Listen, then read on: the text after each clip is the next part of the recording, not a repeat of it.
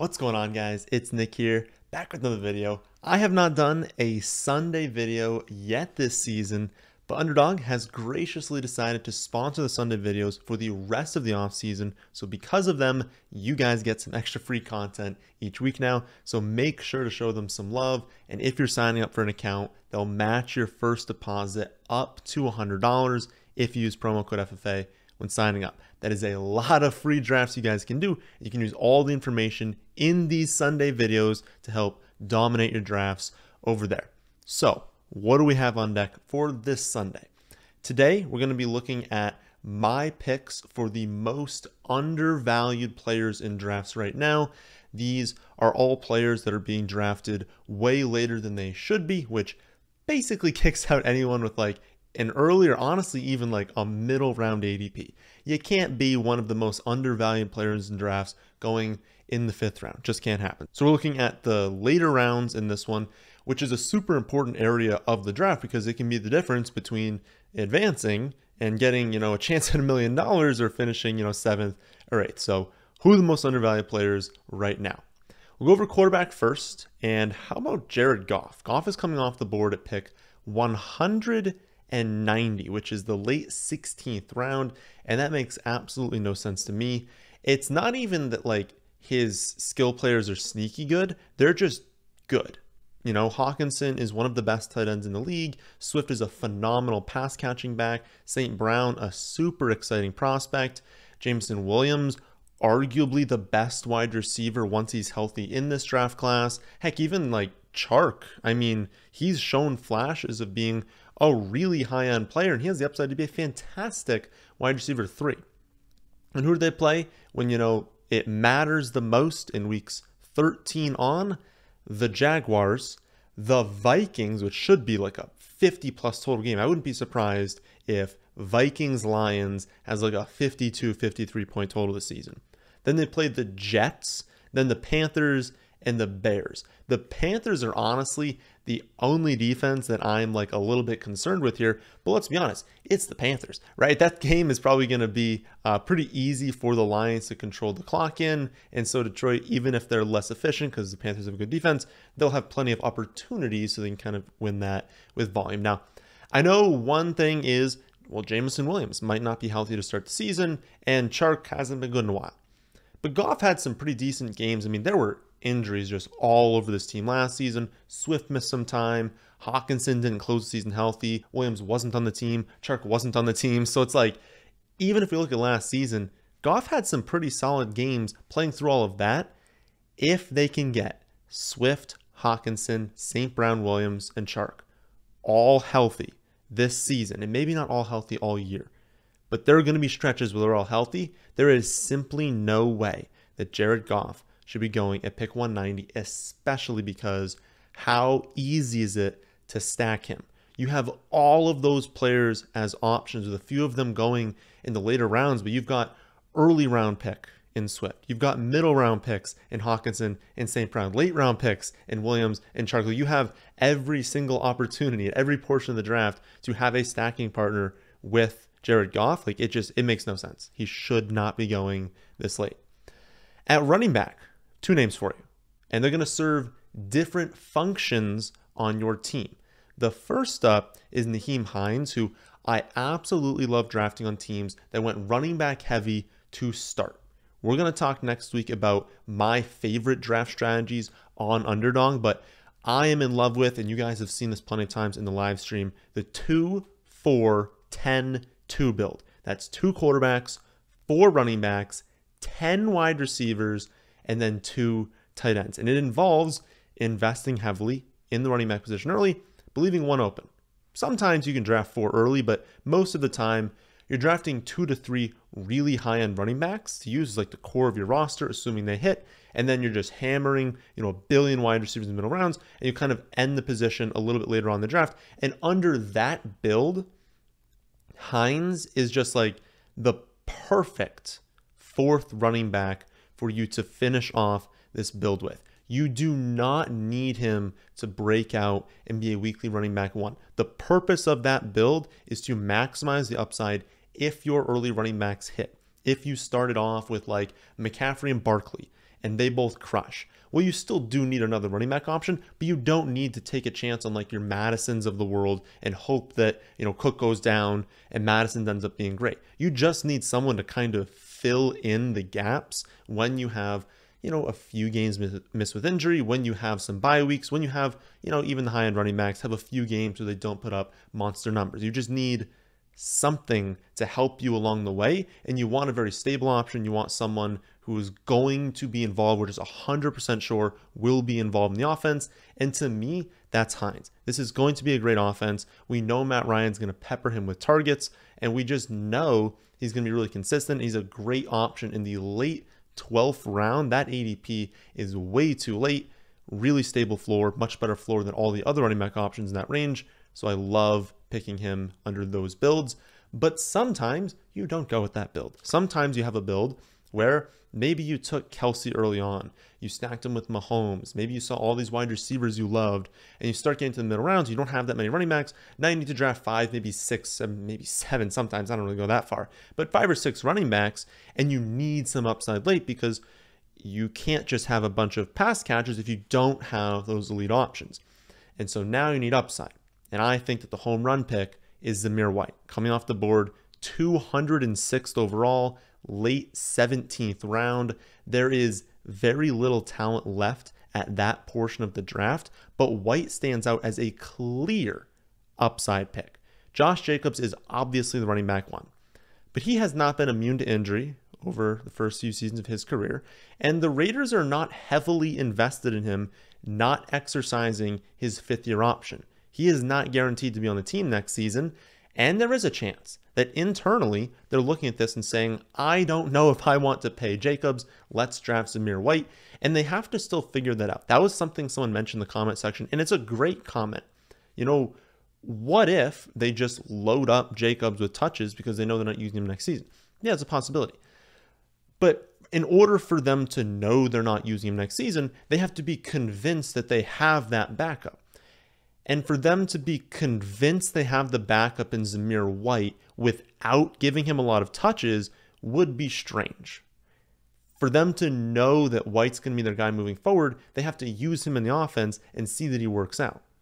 And if he does work out, let's be honest, they're not going to be like, oh, he had a really good game. Let's, go in here. Let's use Jacobs a ton, keep White on the bench, and then feature him next season. Like that, it just makes no sense. They have to see what they have in him. And if he does end up working out, ton of upside. Now, I'm not guaranteeing that he's going to be a running back one. He was an extremely high prospect. I'm very high on his talent. But it's, the end of the draft here. Plenty of times I've gotten him in the 18th round, the very end of the 18th round. And so even if the actual chances that he breaks out and closes the year as a running back one are relatively slim, it's slim with everyone. And I want a really high-end running back talent, and I think that is Zamir White, on an offense that's going to score a ton. And I trust this Raiders offense is going to be good this season, now having acquired Adams, getting that true number one. And so I want the backup running back on an offense that's going to be very good, that has a ton of talent. That's Zamir White. Fantastic pick in the 17th to 18th round. On to the tight end position, where we have another name that I haven't really talked about that much this offseason that I probably should have talked about more. And that's Tyler Conklin. He's got an ADP of 215, so that is the late 18th round. That is being undrafted in many leagues. You can pretty much get him with your last pick, no matter if it's, the first pick in the 18th round or the last pick in the 18th round. This is your last pick. And we've all been there before, right? You took, Kelsey, Andrews, Pitts early, and you're like, all right, I'm a wait. I'm not going to be drafting another tight end until very, very late. And then you kind of forget about tight end for a while. You get to 18th round. You're like, oh no, I need another one. I can't just have Kelsey, Andrews, or Pitts on Underdog. Or maybe you decided to wait. You didn't like those options early because they went a little bit too early for you. You weren't in love with the middle round options. And now you're, in your round 14, you don't have a tight end yet. And you're like, I need to load up on tight end options late. And you got to grab 3 of them. So I think there's a decent amount of drafts, and I've been in a decent amount of drafts, where people need an 18th round tight end, and I think Conklin is the perfect pick in that spot. Signed a 3-year, $20 million contract with the Jets this offseason. People's number one complaint, though, well, 2 complaints kind of combined, is 1, it's the Jets, and 2, Uzoma's there. And Uzoma got, I believe, $4 million extra dollars. They were relatively similar contracts, but Uzoma got paid a little bit more. Now, when we're kind of deciding, like, why isn't Uzomah the pick here? Well, I think that Conklin has a better chance of being the more fantasy relevant tight end than Uzomah because he's a better route runner and he's got better hands. So I think that, and also he's been impressing more in the offseason.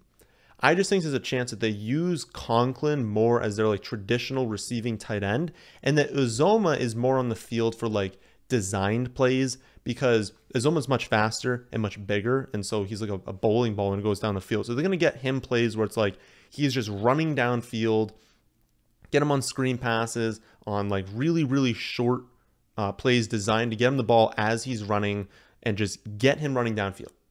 A lot after the catch. That's not Conklin. Conklin's not super fast. He's not super big. And so they don't want to do those same type of plays.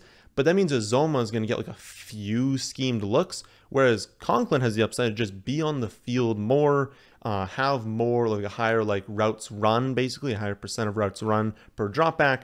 And if he's on the field more, he has a better chance of being the guy who has more touchdowns, has a more consistent target share. And listen, if we're in the 18th round and you're giving me someone on an ascending offense who's proven in the past, I mean, he had 61 receptions last season. He's a pretty good route runner, a pretty good receiver, good in contested catches. Like, he's a solid tight end. You're giving me that level of talent for someone who should be on the field a lot, who just got paid in the 18th round, many times being undrafted. I just think, I mean, as your backup to one of these stud tight ends or as your third tight end, I think he's a phenomenal pick because we know he's going to be using the offense, and we know he's a pretty solid talent. What we don't know is the upside of this offense. If they end up being decent this season, he could have a really good year. Next up, wide receivers. Two more names for you, and someone that I have for sure not talked enough about, and that's Kendrick Bourne, coming off the board at pick 188. That is the late 16th round.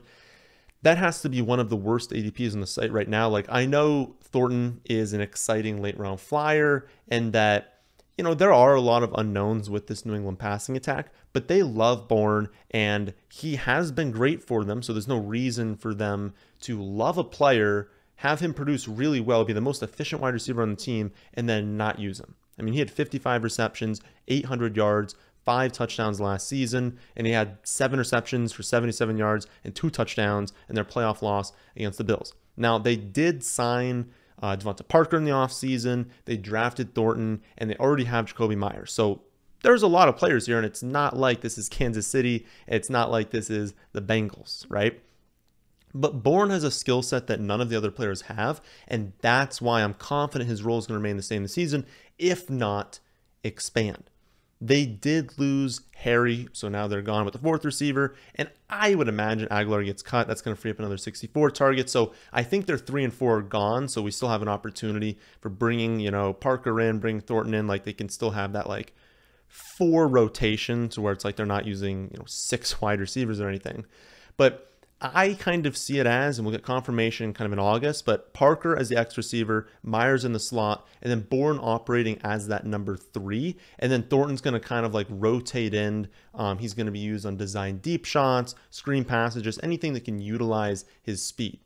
But Bourne, while never having a high target share, he has been incredibly efficient with his targets because he gets a boatload of screen passes, and he just gets looks that are very, very high percentage. I don't remember the exact number, but he had like a 77 or a 78% catch rate last season. He had 50 more total yards than Jacoby Myers on 17 fewer touches. Like, he's just been a very efficient wide receiver. So while he's not going to compete with Parker for the X job, and we know Myers is going to be using the slot, they'll still continue to use Bourne because on the plays they're using him, he's got a great catch percentage, great yards after the catch, great yards per target. Like, he's just a really, really quality wide receiver, and there's no reason for them to reduce his role.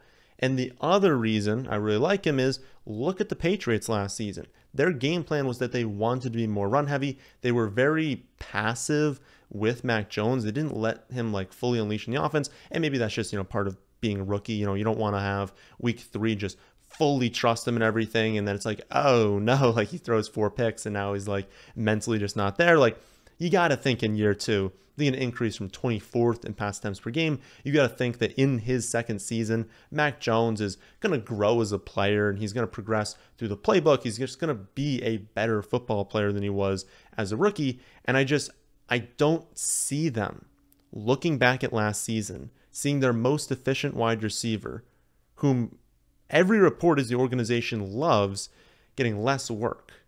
And he was pretty good last season, and he's free in drafts right now. That makes no sense. And another player that makes no sense under a very, very similar lens is KJ Osborn. As many of you know, I love the Vikings. I realistically think that, and I haven't done this, so I don't think it's like a lock you should be doing it.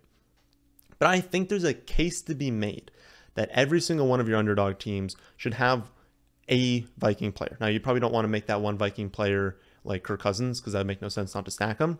But if you can try and get everyone on this offense, try and go out there and get Dalvin Cook. Try and get Justin Jefferson. If you don't get them, try and get Thielen. If you can't get them, it's Irv Smith and then Osborn. Osborn goes too late, but it's going to be such a good offense. It's going to be a very pass-heavy offense and a very condensed offense. That's the key thing here. You're getting a player at pick 143, late 12th round, on a high-volume, condensed offense. I will show the graphic on the screen now.